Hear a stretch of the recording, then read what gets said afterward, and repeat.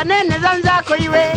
Malawi watu pano tili kuno kulimbi amene takumana ndithu ndi atifotokozera yekha kuti ndi ndani ndithu ndikudabwa nyamata ameneyu mama wa namuona ndithu pa MBC TV Good Morning Malawi program. Msichoncho simnaipa Good Morning program le ndipo tu mmene ulilimu ndifake ndakakhala wechidu ti yani musatire pang'ono kobeso ndilisungi ayendika eto komatu nkhani yake ikulu imene amafotokozera pa MBC TV imene namumvera akuti wachokera ku Mulanje ku Munjole village kumene ndithu anthu anakhuzidwa kwambiri ndi cyclone Freddy and panopanso anthu ali in need of assistance. Mwina atifotokozere kuti zinake ndi ndani komanso kuti kodi sache limeneli ndi buku wiki imeneyi adali mblanta muno wiki ino mene alilimu sikuti soti akumasintha ayi ndinamona pa MBC chimozimozi ndithu mwana wa skulu ndi atifotokozere tingwiza naye pang'ono kuti pamalawi pathu pano tikuyamikireni anthu amene mationera komanso mukaona ndithu nkhani ngati zimenezi zopempha chithandizo mukumakhuza ndithu mumakhuza ndi kuti ndi daliso lanu anthu amene timacheza nawo pano nde panotu angotifotokozera ndisakambe zambiri yayi iye ndamene ndi nkhani yambiri. Alright, in Kellington Kambewa, I'm working as a volunteer ku Mulanje Munjole kumene anthu ambiri anapsinjika ndi cyclone Freddy. So what took me kupita ku MBC pa morning interview chona kuti I'm conducting fundraising. Nkhani yaikulusina I'm trying to target kwambiri ku maphunziro ku education aid ndimafunisa kuti ana onse amene anapangidwa affect ndi cyclone ndafikire munjira yowasakira makope zolembera kani sabato zimene ungakhale so school inform mmene mukundonera ine mwati panopa mnolonga keri koma ndi head boy so fundraising meneyi mene mandifusira muje muthoda bwadi manja manga muisaje so saje limene ndimankandise sa maofisi kama komo mmene makampani ndi malo siyana the main purpose yosesa ma office mmene ndona kuti ndimati nkagwira ntchito malipiro anga sindikufuna ndrama ine ndingofuna mundigulire koperi kapena apo mundigulire nsalo ndikasokese if not if the possibility are there ndi mutaso kundigulira nsapato imene ndichikonze chonena kuti if I manage to gather more resources komanso ndrama yambiri ndimangeso mpaka na feeding center so this feeding center ndiona kuti to have a good nation I believe unena kuti ndikunuta nawo ataphunzise kuyambira pa level imene ali despite kuti akumana ndi this kind of a challenge. So to those who are willing to take part kapena mwina to assist with any item ndoti you can reach me pa my numbers anga awiri ya 8 and ya 9. If not ndoti you can even send this up I'll give you my email address. Okay. Koma ya 08 it's 888 776628. Ose wala ukika +265 ndikunena ndikuyika no number lemene akufotokozani fotokozani so ya 09 that's +265 99 563 5389 ndiri mungadeno mwandipeza. Email address it's Kellington Kambewa @gmail. Sorry, it's Kellington Kambewa 5 @gmail.com.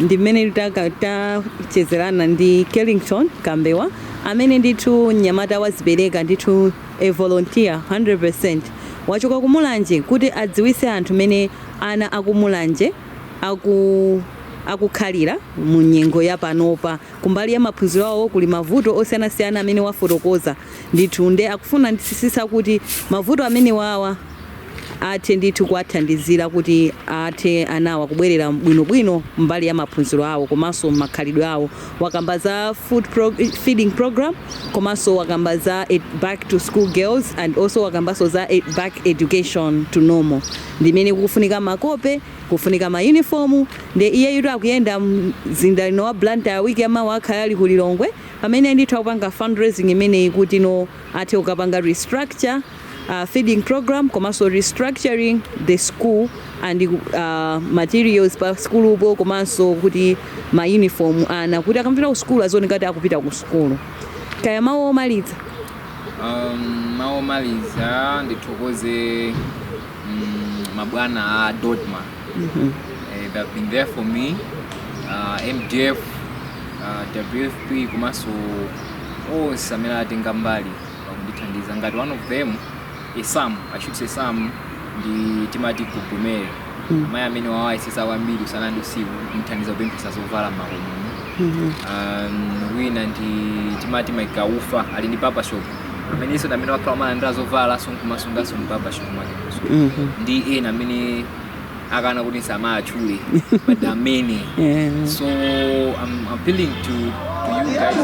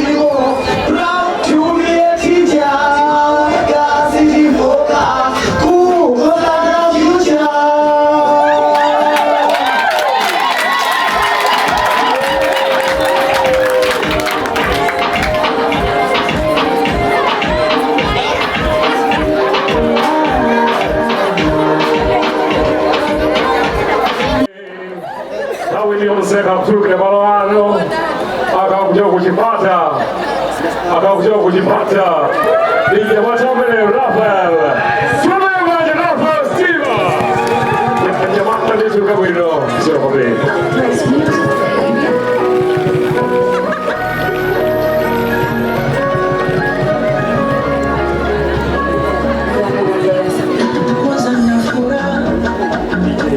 Take it down.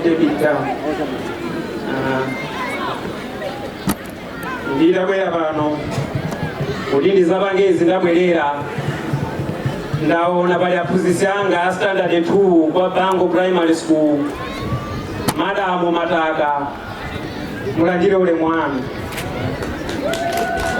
Nditakwera pano kuti zabangezi zimene ndabwerera ndaona munthu amene anandiphunzitsa chikhalidwe chabwino. Ine ndili form 1 pa Mulanje Secondary School, iye ali form 4 nthawi imeneyo, amene ndi president a organization imene ya Matewe mulandire ulemu wanu. Ndili pano ndaona aphunzitsi alikupha amene ankatiphunzitsa physical science masamu ku Mulanje Secondary School. Ndi maphunzitsi ena ambiri mulandire ulemu wanu. chifukwa chake ndikunena kuti zimayamba ndi mphunzitsi. Zimayamba ndi mphunzitsi. Mwana kuti akhale moyo imayamba ndi mimba ya mayi. Mwana myezi 9 ali mimba mwa mayi. Mwana nabadwa akabadwa mwana nawe wanchikuta. Kenako makolo namuchengeta mwana uja azakhale munthu pa dziko. Makolo akamuchengeta mwana azakhale munthu pa dziko. Amati nthawi ija wabase aphunzitsi amunole mwana. Ndi pamene amamutumiza mwana uja ku sukulu ya mkaka ya mkomba phala. Kumene kuja mwana nakaphunzitsidwa. Ndipo imafika nthawi makolo nati mwanayo apite ku primary sukulu akaphunzire. Ku primary sukulu mwana nakumana ndi aphunzitsi namunola panolo ngati mkondo chomolera kwabe. Zonsezi kuti zitheke zimayamba ndi mphunzitsi. Ku primary mwana waphunzira ndi pamene imafika nthawi mwana akaponde ku secondary. Kumene kujanso namupasa nzeru zolula nzeru zokathamira ngati thobwa la chisasiko. Mwana pophunzitsidwa ku secondary ndi muchatimamva kuti mwana uja pano ali kupole akupolesa zikanga za umbuli mpapazimu. Zonsezi kuti zitheke komatu mphunzitsi mpacha timamva mwana uja. But now we know amani ya mambo tupitia kwa program atu bali tukula di debattimenta ndio kwa mimi okasimuone lo linda Teachers Appreciation Day tikali nao ile showcase appuntamento alla chiave di bocchi ma devo sia la siara amina Kambewa katika forma za kama kuita kwa wana la national asigobana now we know anzato toka police amena kwa ndugu za mental health daima anzato toka police daima ni anzato toka police tunao support pana komanso sidi wati dia president atu Amasha Bambo Humphreys Matewe president atu Amasha Gombano. Thank you very much. Komanso tima cluster leaders onse taimani ma cluster leaders onse taimani ma cluster leaders. Thank you very much. Komanso tindia kula division onse ma members of division taimani kutito tukone na bemu kwa division amandao kandanzao taimani up division. Thank you very much for the world aka. Komanso tindia CEO Bomba la Mulanje Mabotambala taimani kutimina antu akoneni. Thank you very much. Aha. Tena kusabiri basagoloba kuchibale alright. Abeni kundisiza kapamola. Oi madinao family. Mbona utoku kwa mimi. Alright. Kusizoza nimerema.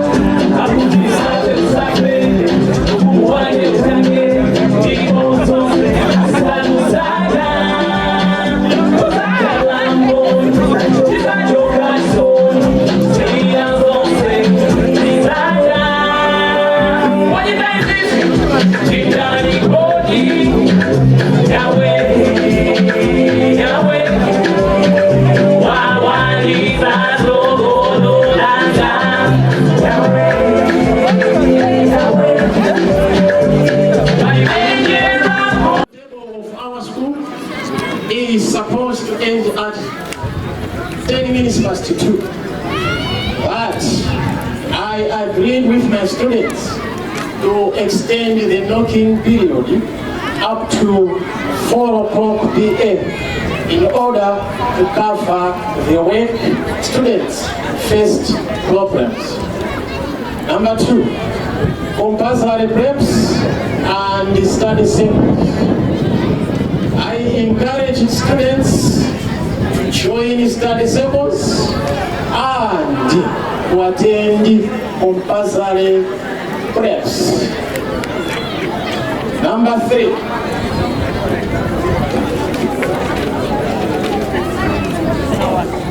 the school also assisted me with feeding program. For these learners to knock off up to 4 o'clock, we provide porridge. So this one also made my basket to be very impressive. Apart from dedication and hard work, the other thing is innovation.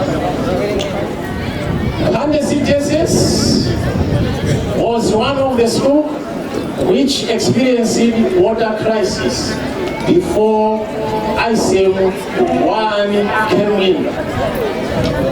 By then, the school was relying on a village borehole, of which each and every time there was congestion. Due to this congestion, students were unable to clean their classes in time, which also disturbed the school timetable as well as the performance of the students.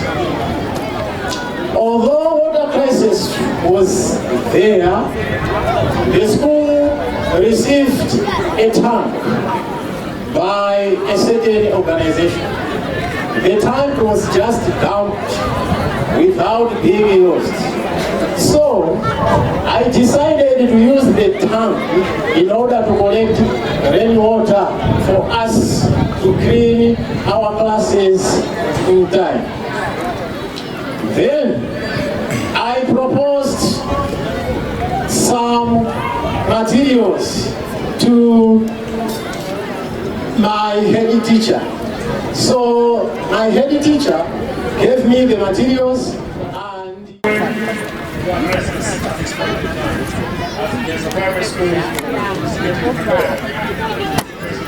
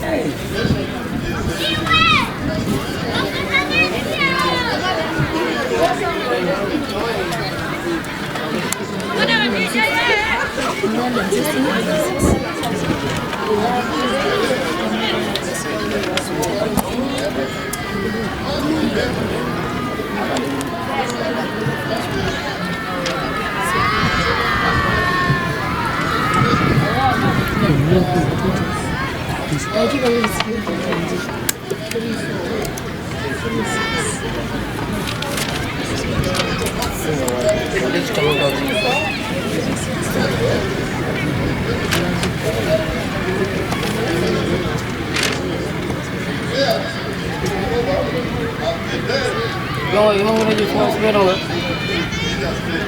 Não sei que já não sei.